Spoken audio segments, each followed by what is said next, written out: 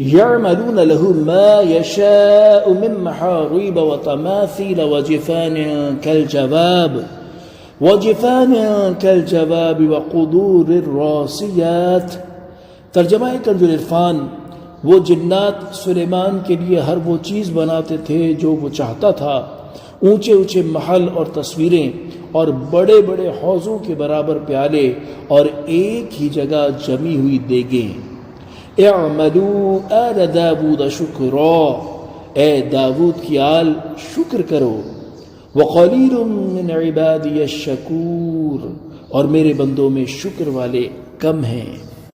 تفسیر صراط الجنان۔ اس آیت میں بیان ہوا کہ جنات حضرت سلیمان علیہ السلام کے لیے ہر وہ چیز بناتے تھے جو وہ چاہتے تھے۔ ان میں سے چند چیزیں یہ ہیں: اونچے اونچے محل، عالی شان عمارتیں، مسجدیں، اور انہی میں سے بیت المقدس بھی ہے۔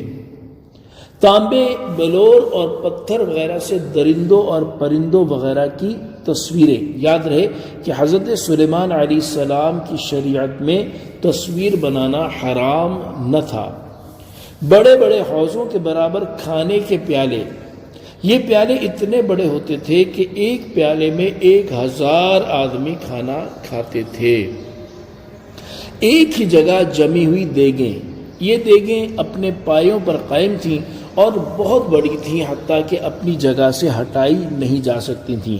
لوگ سیڑھیاں لگا کر ان پر چڑھتے تھے، اور یہ یمن میں تھی۔ اللہ تعالیٰ فرماتا ہے کہ ہم نے فرمایا اے داود کی آل، تم اللہ تعالیٰ کی اطاعت کر کے ان نعمتوں کا شکر ادا کرو جو اس نے تمہیں عطا فرمائی ہیں، اور میرے بندوں میں شکر کرنے والے کم ہیں۔ اس آیت سے 3 باتیں معلوم ہوئیں۔ نمبر 1، شکر بڑی عبادت ہے جو گزشتہ انبیاء کرام علیہم السلام کے دین میں بھی جاری تھی۔ نمبر 2، جس قدر رب تعالیٰ کی نعمتیں بندے پر زیادہ ہوں اسی قدر شکر زیادہ کرنا چاہیے۔